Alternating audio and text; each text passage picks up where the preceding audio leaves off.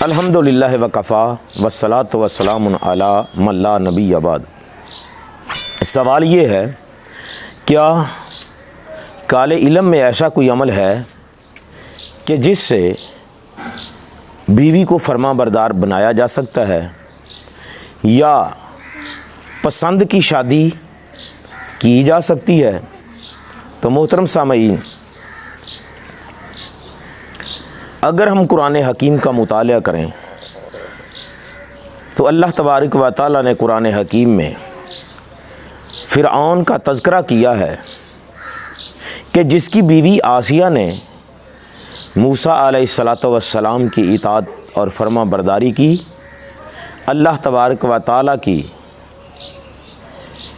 वहदनियत का इकरार किया, और जब अल्लाह की तौहीद का इकरार किया तो फ़िरऔन ने उस पर जुल्म और सितम के पहाड़ तोड़ दिए, हत्ता कि उसके जिस्म में मेखें गाड़ दी। तो सोचने वाली बात यह है, गौर का मकाम यह है, क्या फ़िरऔन के पास जादूगर नहीं थे जो आसिया को राह रास्त पे ला सकते? 70,000 जादूगर फ़िरऔन ने इकट्ठे किए थे मूसा अलैहिस्सलातु वस्सलाम के मुकाबले के लिए, जिन्होंने रस्सियों को सांपों में बदल दिया। वो जो भी है, मुफस्सिरीन कुछ भी कहते हैं।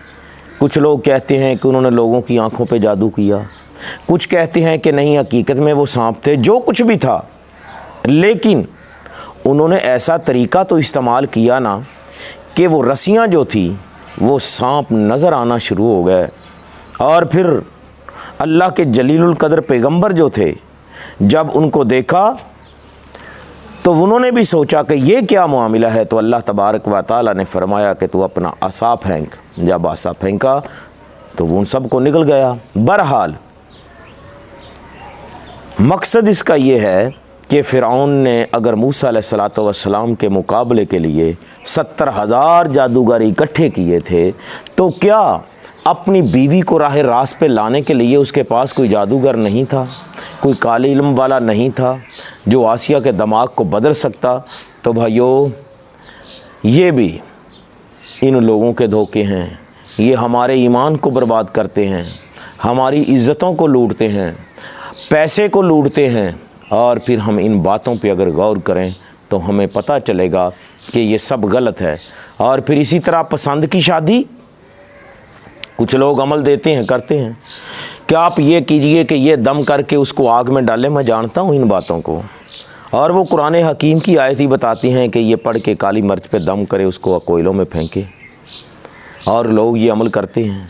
कुछ कुरान हकीम की आयत पढ़ते हैं कि आपने इतनी बार पढ़ना है, और फिर जो है ना ये उसको पानी पिलाना है, मिठाई दम करके खिलाना है। कुछ लोग बादाम दम करके देते हैं।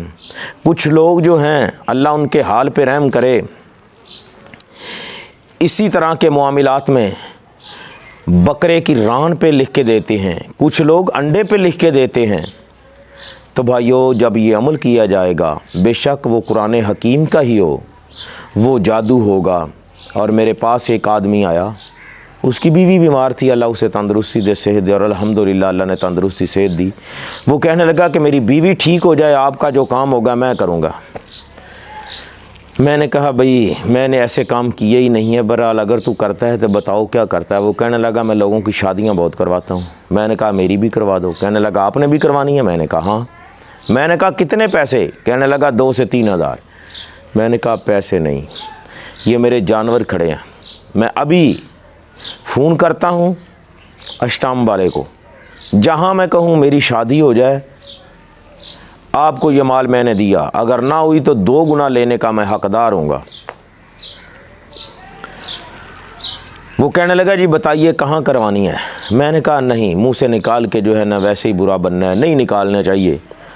तो उसकी बीवी कहने लगी सर बताएं आप, बगैर ना मैं अपना इलाज आपसे नहीं करवाऊँगी। मैंने कहा छोड़ें बेटा, मेरा ये चैलेंज है कि ये नहीं कर सकता।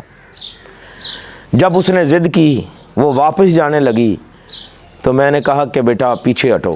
वो आई। जब मैंने बताया कि मैं फ़लाँ औरत से शादी करवाना चाहता हूँ, तो वो कहने लगा कि उसके साथ होती है। तो मैंने कहा फिर आपको 17-18 लाख का माल किस लिए देना है? तो उसकी बीवी खुद उसे कहने लगी कि आज तेरा वास्ता किसी मर्द से पड़ा है, आज किसी अक्लमंद से पड़ा है, सारी ज़िंदगी तू धोखे ही देता रहा है। तो भाइयों, जैसा कि मैंने पहले गुजारिश की है कि इन जैसे लोगों के पास जाके ना ईमान को बर्बाद करें, ना पैसा बर्बाद करें, ना कुरान हकीम की तज़ही को तौहीन करें, और ना अपने आप के लिए ज़िल्लत और रुसवाई का सबब बने। और फिर जिनके लिए आप ये अमल करेंगे उनसे शायद आपकी शादी हो या ना हो, आने वाले वक्त में वो लोग बेचारे बीमारियों का शिकार हो जाएंगे और फिर उनकी बद्दुआएं आपके लिए होंगी। और अगर उनकी ज़िंदगी में सुकून ना हुआ तो आपकी ज़िंदगी भी बेसुकूनी होगी। अल्लाह हम सब का हामी व नासिर हो। वस्सलाम।